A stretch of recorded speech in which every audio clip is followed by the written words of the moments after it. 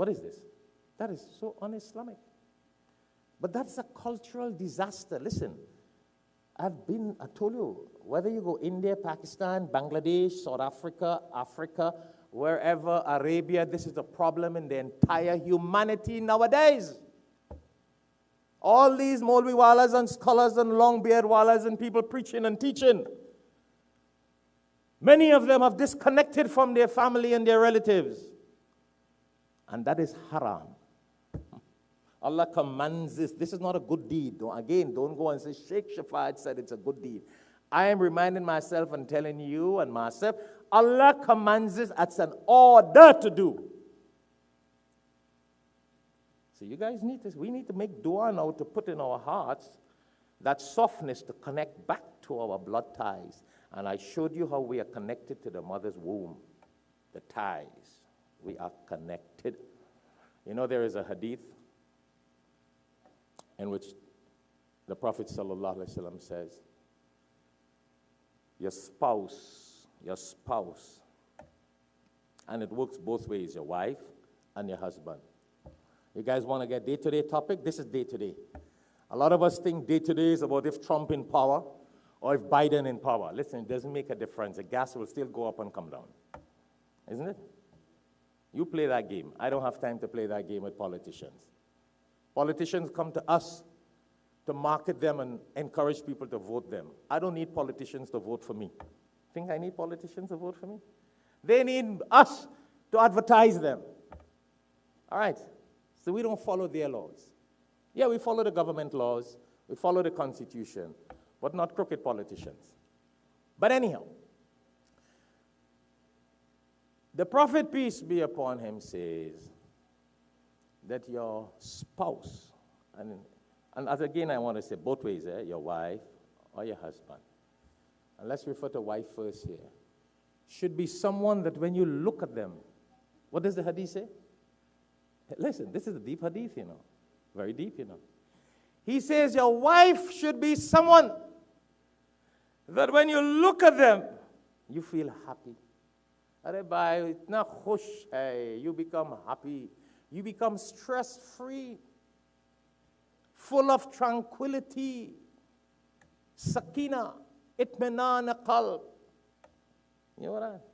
Peace of heart, tranquility, stress-free. When you look at your wife, the Prophet said, that's the sign of a good wife. I see most of our husbands looking very serious. You don't smile. Astaghfirullah. Your wife should be someone when you look at her, you just smile.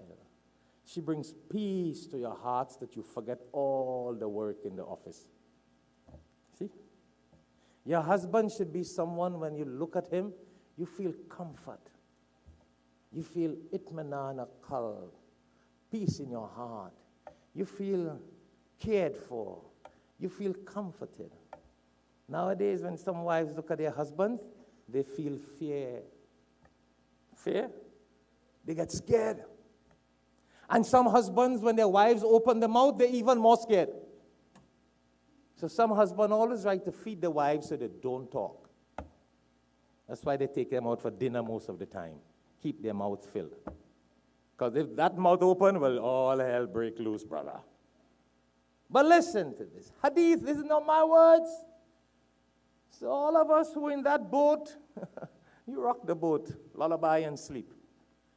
Hadith of the Prophet sallallahu alaihi wasallam. One of the signs of a good husband and a good wife is when you look at them. Only look at them. Not even when they talk. Just to look at them will bring peace in your hearts. Subhanallah. Do you think we have that nowadays, Brother Salvador? Look, Brother Salvador saying no, and he's an experienced man. Brother Salvador had about 4 or 5 wives, and that's experience. He ain't like Brother Azad, isn't it? That man, 4 wives? You cross 4? Okay. That's why I ask him. Listen, I keep in touch with our community, you know. That's what you call man. He had 4 wives, so I'm asking him, is that, you see? So he has an experience. So if he tells you when you look at them, you don't smile, oh, well, brother. That's why sometimes I get scared to have another wife, you know, because I wonder that's going to be like hell break loose, brother. And yeah, I'm not telling you guys don't have more wives, eh? That's in the Quran. And you can't take out that verse from the Quran. I don't care if you're from Japan or China. You could be what cultural, dihati, mental Muslim. That doesn't give you the right to change a verse in the Quran. So unfortunately nowadays, when you look at the husband and you look at the wife, contrary to the hadith, you don't get peace. So if the father and mother, the husband and wife, when they look at each other, they don't find peace and love and relationship, how would the wombs have the connection? You have already disconnected with what connected the husband and wife. So now that love and that peace will not connect to the uncles and the aunts and the grandparents and the brothers and the sisters. You see? But my brothers and sisters, this is a very deep law in the Quran. Very deep. Again, those of you who came late, please.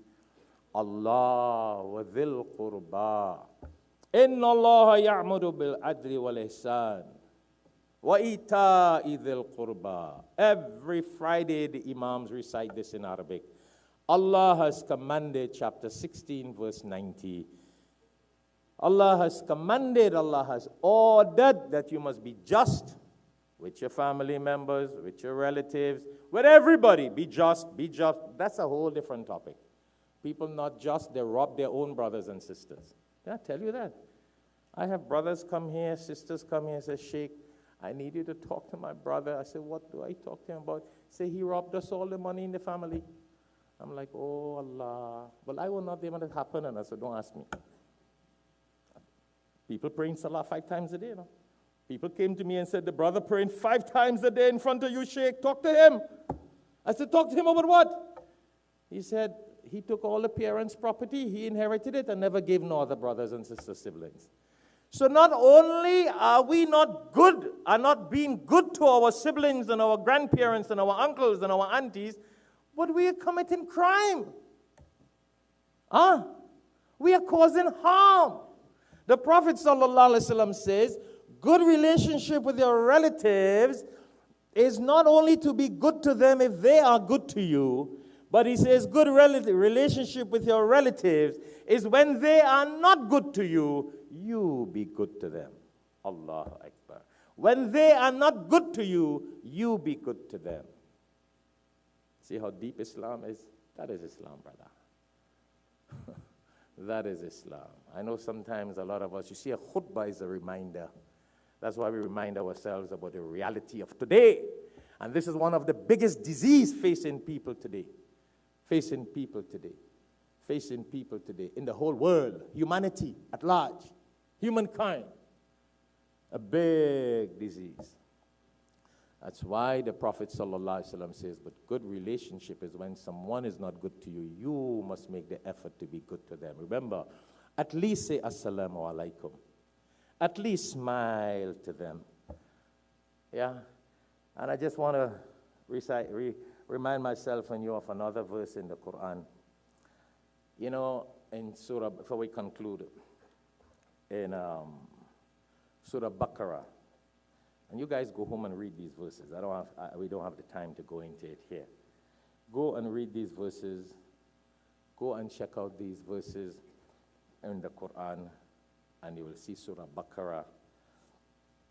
A very, very interesting verse.